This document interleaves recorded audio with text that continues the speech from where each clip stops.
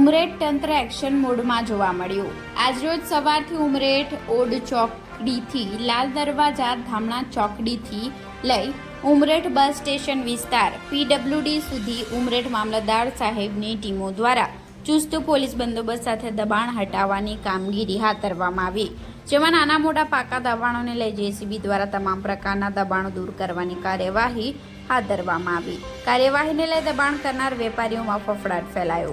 જોકે દબાણથી ઘણી બધી મુશ્કેલીઓ પડી રહી હતી, જેને લઈ આજરોજ તમામ દબાણો દૂર કરવામાં આવ્યા છે। Reporter Kalubade, Gujarat crime news, Umreth.